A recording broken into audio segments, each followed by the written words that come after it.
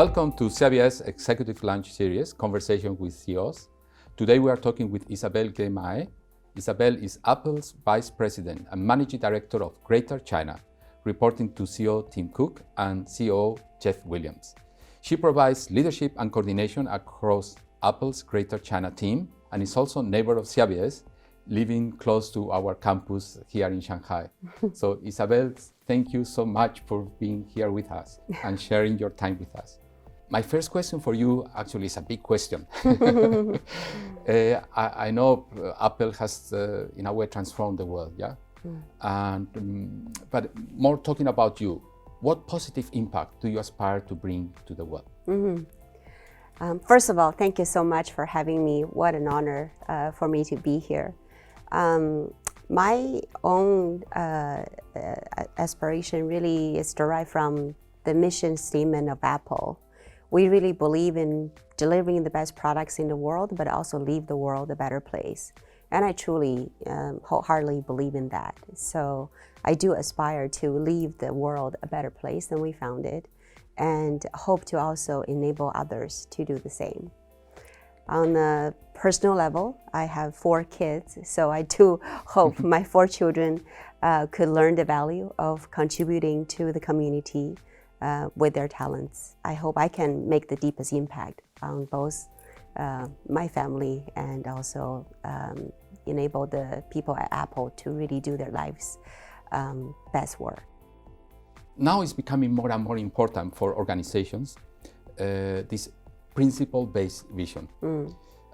Even the new generations, employees, they want to work for companies that have something more than just make money. So how do you funnel your personal values into your leadership role at Apple in China? And how do you inspire this principle-based vision through your company? I truly believe that people come together because they believe in something that is bigger than just themselves. So here at Apple, we always repeat the mission statement of the company, and we really truly embrace it. And the GC team, the Greater China team, they are just truly talented and wonderful. They really embrace this. So, this group of people, they are able to just bring their creativity and the values to work every day. When you feel that you are part of a community that is making a huge impact and truly making a difference in the world, and that's what motivates you more than anything else. Another thing I do also convey the importance of just also taking some time to renew and re-energize, because I truly believe, it is important. You started your career in the US, then came to China. Do you see any difference between the Chinese staff adopting these values compared to the Americans, or there's not? I think people in China, a lot more companies, I think, are hearing this 996 working hours and take it for granted. And I sure hope companies realize that in order for people to do their best work, they need to feel that they also have time to energize themselves. Another area that we really care about at Apple is the inclusion and diversity. We really encourage people to bring their true self at work. And we really want to make sure everyone feels comfortable and feels included at work. And that's an area that we really spend a lot of time on at Apple. And that's what I really try to promote here at Apple. And when we first started doing this work in China, we couldn't even find the Chinese translation for the word inclusion and diversity. And we officially launched 3 diversity network associations in Greater China. And those are Women Network, Pride Network, and Accessibility. And we also saw a great opportunity to work with other like-minded companies on inclusion and diversity. And we even started Accessibility Alliance with Shanghai Disney Resort, which now also includes Nike, Starbucks, Didi, Xiecheng, Shangri-La, Marriott, GM, etc. Together, we also met with government entities and hosted career forums for people with disabilities. And at Apple, we really promote women in leadership roles and women in technology. So we spend also a lot of energy creating a really great environment for women networks. So through the Women at Apple network, we are able to foster this community, but also help to promote more women in leadership roles. That's fantastic. Very good. My next question is about technology. You know, Apple is well known by all the tremendous innovation that has taken place in your company that has transformed the world. Yeah. How that technology or the innovation taking place in Apple is also benefiting those that are less privileged or live in rural areas. Yeah. I definitely hope when you think of Apple, you not only think of Apple as a company with amazing technology, amazing products, amazing innovation, you also think of Apple as a company who really values and cares about people. So I believe, the technology importance has never been more evidenced during COVID. We were all seeing how kids were using the technologies to do online schooling, and people are able to use the technologies to work remotely, including ordering food online to deliver to the home during pandemic.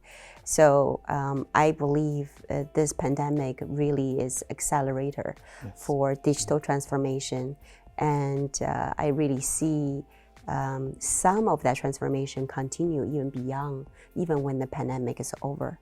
I know we all appreciate the fact that we can hold some board meetings virtually instead of flying everywhere.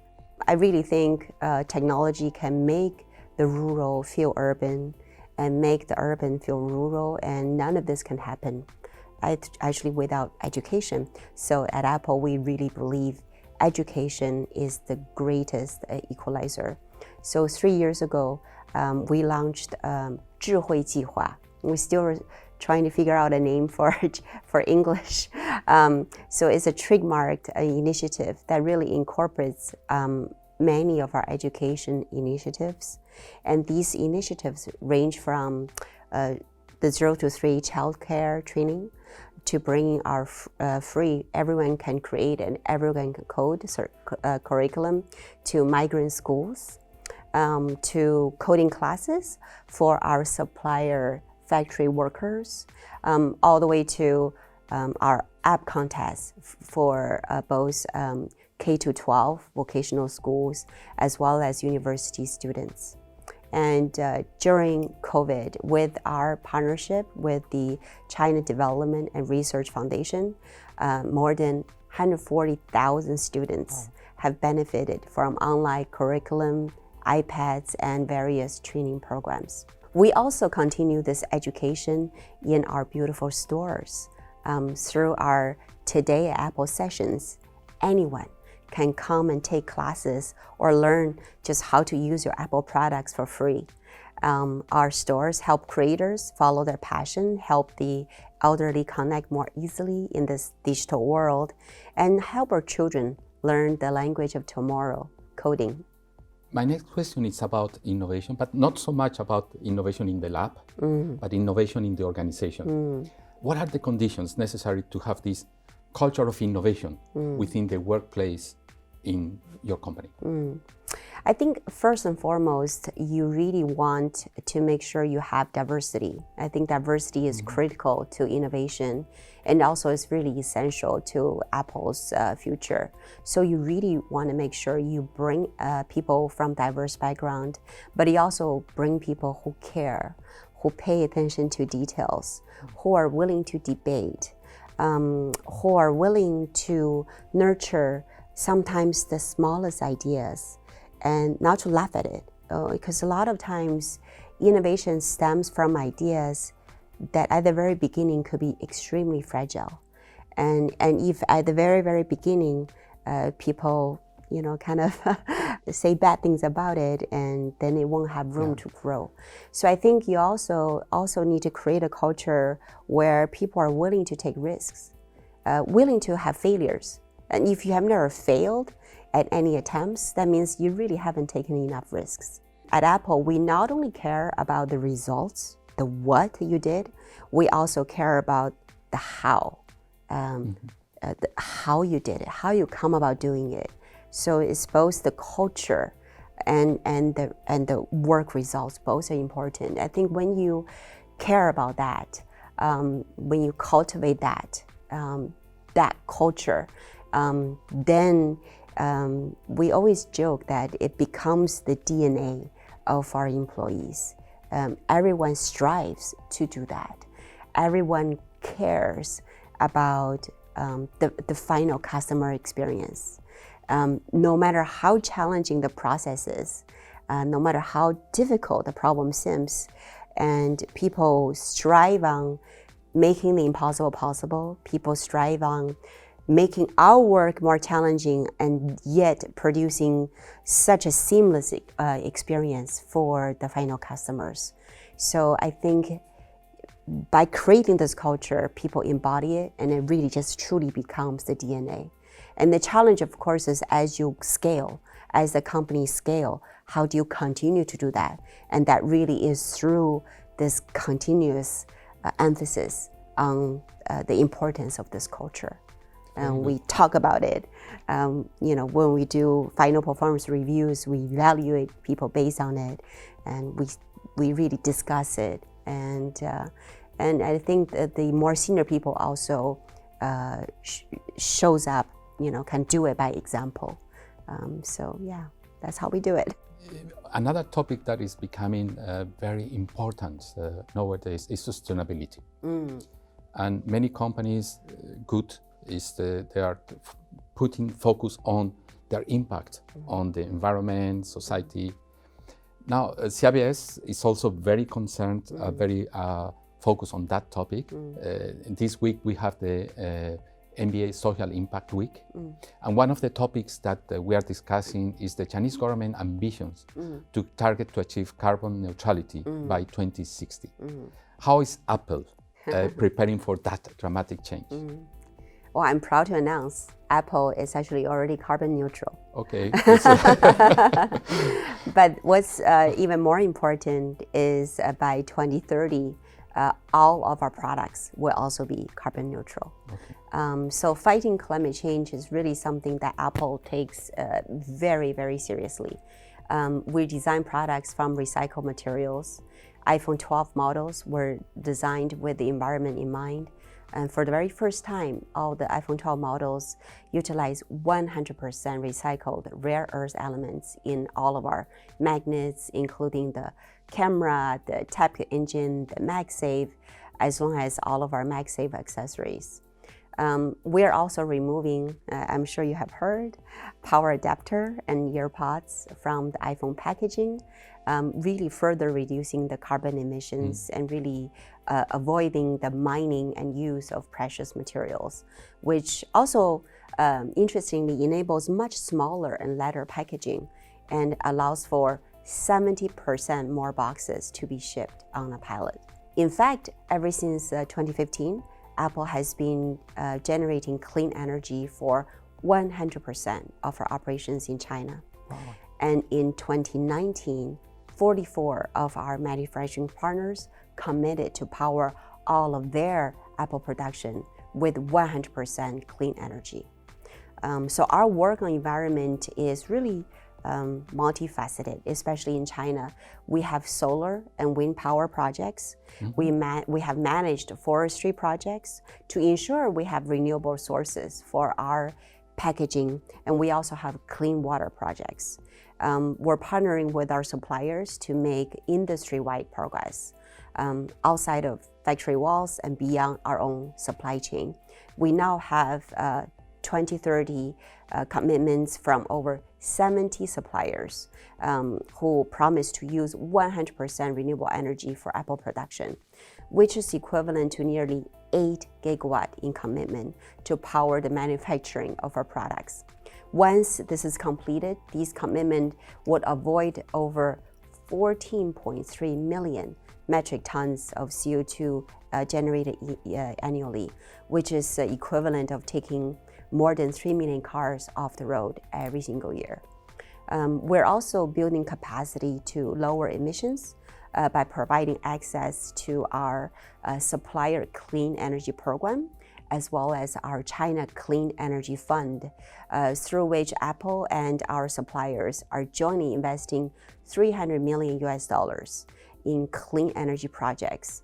And we also have a new US-China Green Fund, which invests $100 million in accelerated energy efficiency projects for Apple suppliers.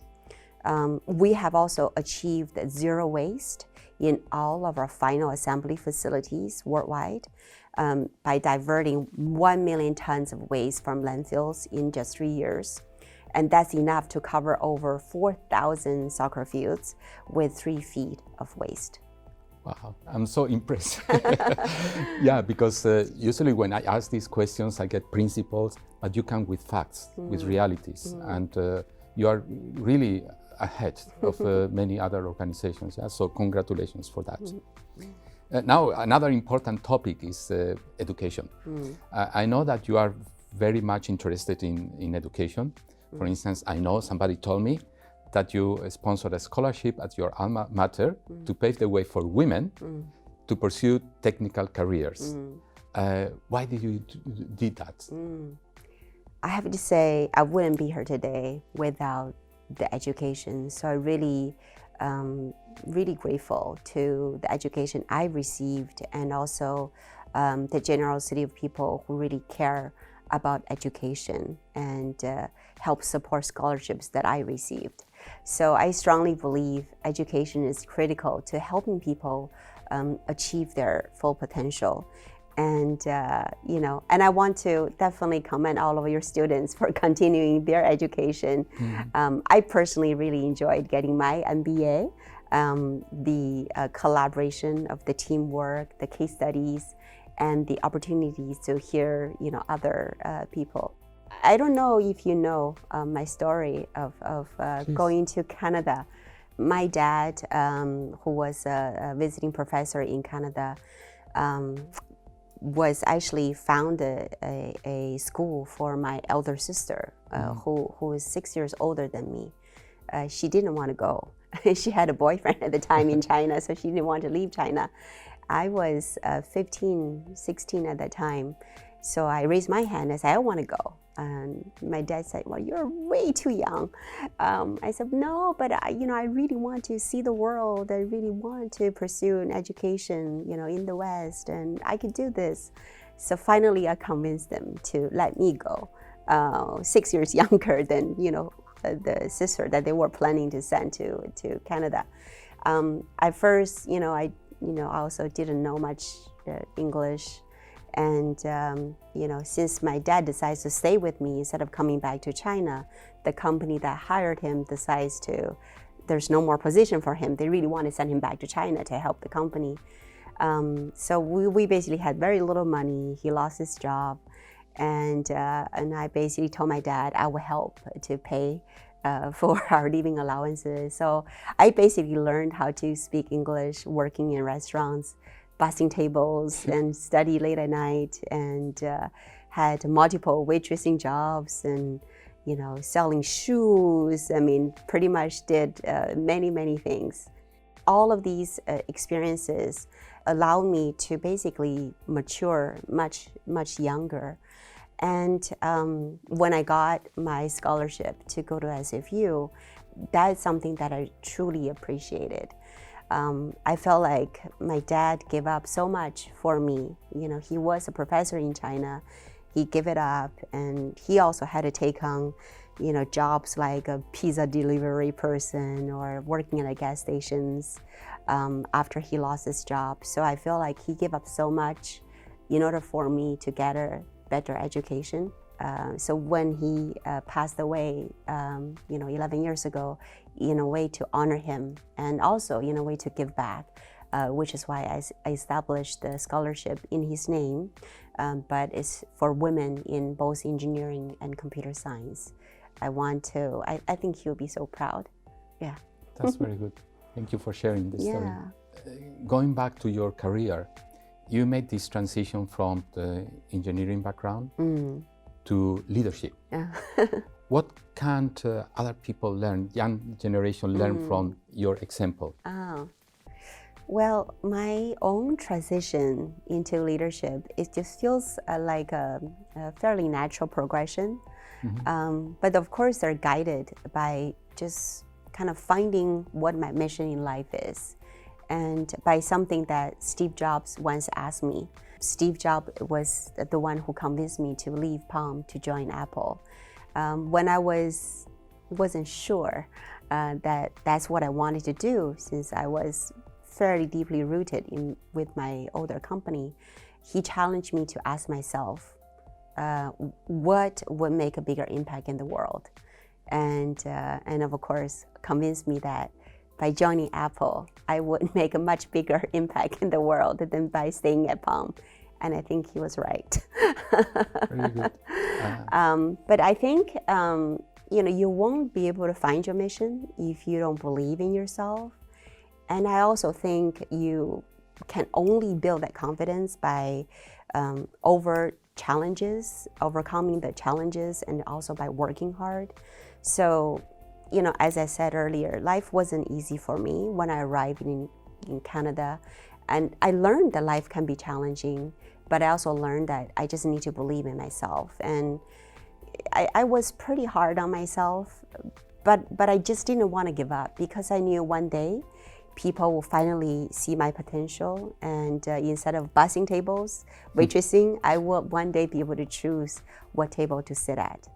And I think through all of these experiences, I just learned to persevere and to just believe in myself no matter the challenge. So what I would like to do is challenge all of you to find your mission. And when faced with a difficult decision, ask yourself which opportunity would create more impact, and which opportunity you would regret more if you didn't pursue it.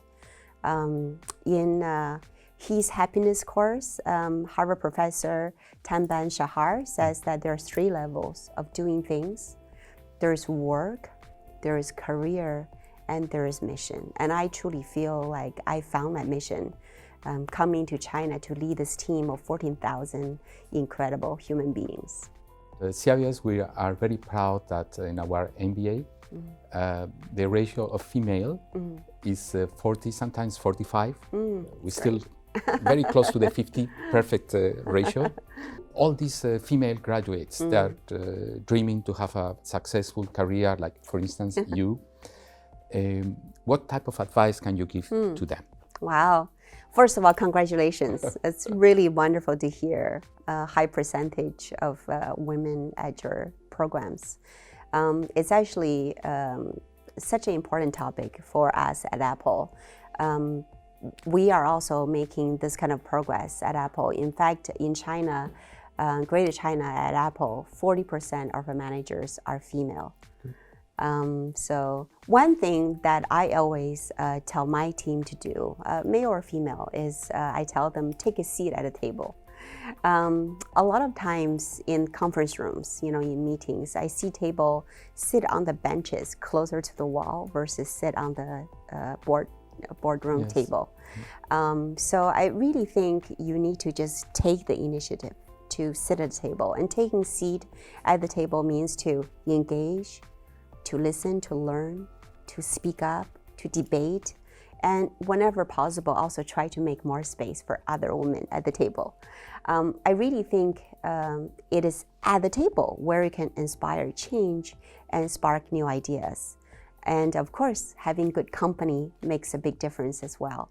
So to all the women MBA out there, you have so many adventures ahead of you, but if I could just maybe give you 4 humble advice. Number 1, something that I think many women overlook is you can never spend too much time with your loved ones. No matter how busy you are, really make sure you make time to nourish these relationships, whether it's your friends, your relative, your kids, your husband, your parents, whatever they are. Nourish these relationships. Otherwise, one day, even after you have it all, the success, the money, you may regret not doing that. Number two, when times are tough, believe in yourself. And also know that it is these challenges that actually make you stronger. Number three, keep an open mind, kind of like what Steve asked me when he tried to convince me to leave Palm to join Apple.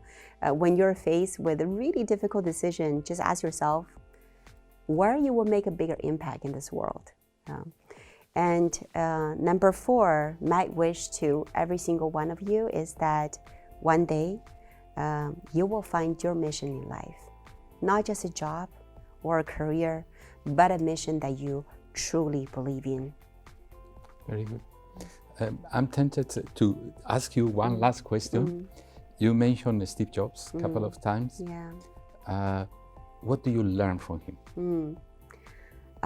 So many things, but I think above else is the pursuit of excellence. This incredible attention to detail and the pursuit of excellence, and not take no for an answer. And he would always push and push. And he really pushed us to achieve things, I would say, beyond our imagination, beyond we thought we were capable of doing. So that's the one thing I think I learned the most from him. Thank you very much. Yeah. Excellent. I don't have more questions for you. I don't know if you want to add something more. I think your students are so fortunate to be in such a wonderful school. And I've met many graduates, alumni of CEIBS, and been very impressed with them.